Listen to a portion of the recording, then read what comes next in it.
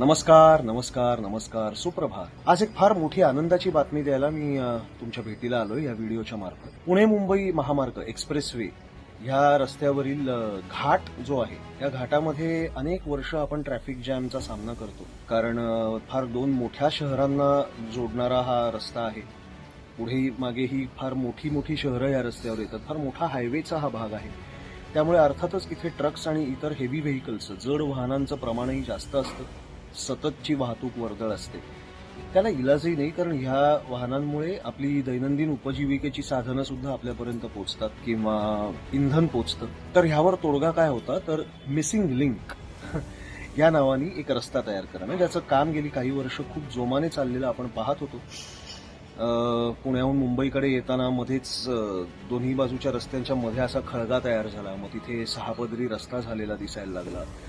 पलीकडच्या बाजूला सुद्धा जिथे घाट संपतो दुसरा फूड मॉल येतो मुंबईच्या दिशेने येताना, त्याच्या अलीकडे सुद्धा काम चालू झालेलं दिसलं। तिकडनं दरीमधनं एक बोगदा, त्यातनं येणारा पूल दिसला। तर हा मिसिंग लिंक म्हणजे संपूर्ण घाट बायपास करून, म्हणजे घाट बाजूला सारून पूर्ण डोंगरातून दरीवरनं पूल बांधून केलेला रस्ता आहे।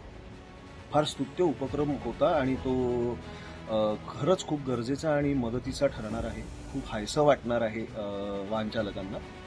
तर आनंदाची गोष्ट अशी की 1 मे रोजी हा पुणे मुंबई एक्सप्रेस महामार्गावरचा मिसिंग लिंक हा लोकार्पण होत आहे, त्याचा लोकार्पण सोहळा होणार आहे। त्या रस्त्यावर जड वाहनांना सक्त बंदी आहे। फक्त LMVs म्हणजे लाईट मोटर व्हेकल्सच त्या रस्त्यावर चालतील, त्यांनाच फक्त परवानगी असेल। आणि आपले उपमुख्यमंत्री एकनाथ शिंदे यांनी असंही जाहीर केलंय की ह्या मिसिंग लिंकचा वेगळा कुठलाही टोल आकारला जाणार नाही। म्हणजे आपली तुमची आमची मनाची तयारी होती की बाबांनो ह्याचा एक 100 रुपये टोल जास्त घ्या, पण ह्या ट्रॅफिक जॅममधनं वाचवा, पण त्याचा वेगळा कुठलाही टोल आकारला जाणार नाही असं खुद्द उपमुख्यमंत्री एकनाथ शिंदे यांनी सांगितलंय, जाहीर केलंय।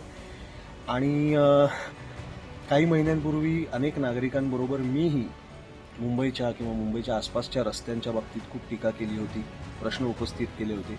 ते आम्ही करत राहूच जर सुधारणा नाही झाली तर। पण ज्या गोष्टी चांगल्या आहेत त्यांचं कौतुक आणि स्वागतही तितक्याच खुल्या दिलाने आम्ही करू।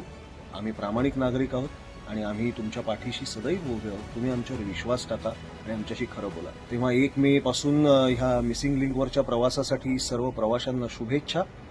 आणि ह्या गोष्टीसाठी ह्याच्यावर टोल न आकारण्याचं जे जाहीर आवाहन तुम्ही केलेलं आहे त्यासाठी ह्या सरकारचे आणि या संपूर्ण यंत्रणेचे मनापासून आभार आणि अभिनंदन। धन्यवाद।